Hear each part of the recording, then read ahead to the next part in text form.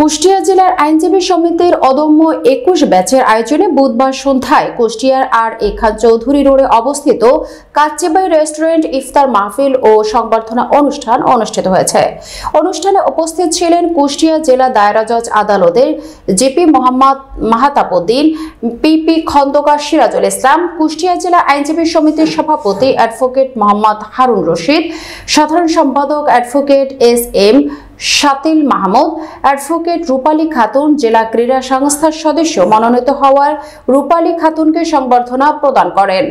এ সময় উপস্থিত কুষ্টিয়ার আইনজীবী সমিতির বিজ্ঞ আইনজীবী বৃন্দ রূপালী খাতুনকে নিয়ে সামাজিক যোগাযোগ মাধ্যমে মিথ্যাচার করা হচ্ছে সেই সম্পর্কে কুষ্টিয়া আইনজীবী সমিতির সাধারণ সম্পাদক এস.এম. শাতিল মাহমুদ বলেন, রূপালী কুষ্টিয়া জেলার কুমারখালী থানার মেয়ে, আমার বাড়িও কুমারখালীতে।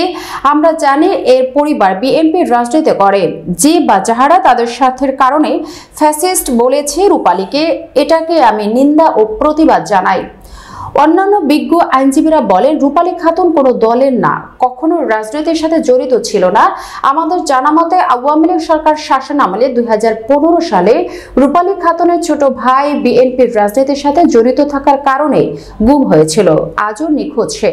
তার পরিবার বিএনপির রাজনীতির সাথে জড়িত থাকলেও রূপালী সবসময় তার আইন পেশার পাশাপাশি ক্রীড়া জগৎ নিয়ে ব্যস্ত থাকে, কখনো কোনো রাজনীতির সাথে জড়িত না রূপালী খাতুন। অ্যাডভোকেট রূপালী খাতুন আমাদের গর্ব।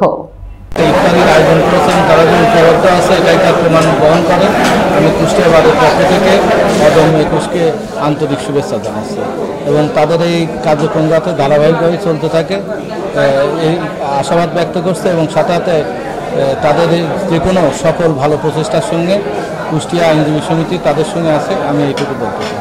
রূপালীদের বাড়ি আমাদের কুমারখালী থানার কয়া ইউনিয়নের ওদের বাড়ি এবং আমি ব্যক্তিগতভাবে ওদেরকে চিনি। ওরা বিএনপি পরিবার এবং ওর বড় ভাই বিএনপির রাজনীতির ওখানকার আমাদের বিএনপি নেতা এবং ওর যে ভাইটা গুম হয়েছে সে ফ্যাসিস্ট আওয়ামী লীগের সময়ই গুম হয়েছে এবং ওর ভাই হচ্ছে যুবদল কর্মী ছিল এবং রূপালী তো চিটাং ইউনিভার্সিটিতে পড়তো। ও এখানে কোনো আওয়ামী রাজনীতির সাথে তো জড়িত নাই। উপরন্ত কোর্টে যখন আসছে আমাদের ফোরামের সমস্ত কর্মকাণ্ডের সাথেই তো আমাদের সাথেই তো সবসময় থাকে এবং তার সিনিয়র যেহেতু হচ্ছেন আমাদের জিপি মহোদয় এবং উনি ফোরামের সভাপতি ছিলেন, সেই হিসাবে ও ফোরামের সঙ্গে এখানে বিভিন্ন কর্মকাণ্ডে জড়িত ছিলেন। এখন আমাদের বিষয়ে একটা জিনিস আমরা দেখতে পাচ্ছি যে কারোর গায়ে তকমা লাগাই দেওয়া, তো এই তকমা লাগালে তো হবে না, তার যথেষ্ট প্রমাণ দিতে হবে।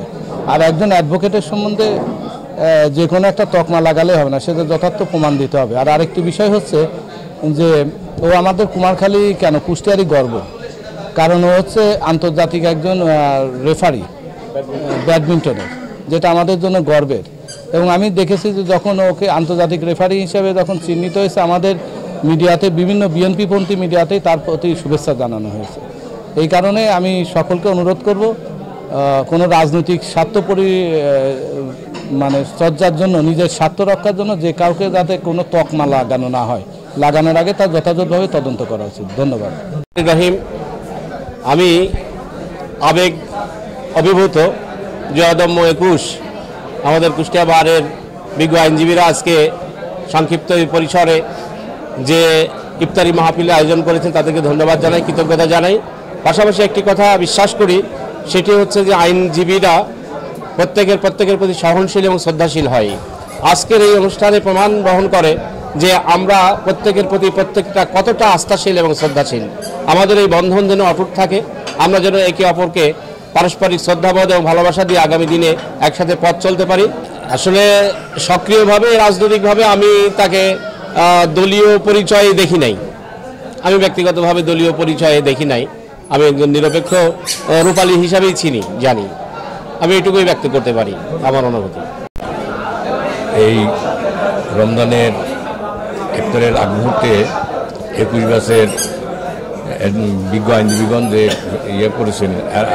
আয়োজন করেছেন, এই জন্য তাদেরকে ধন্যবাদ।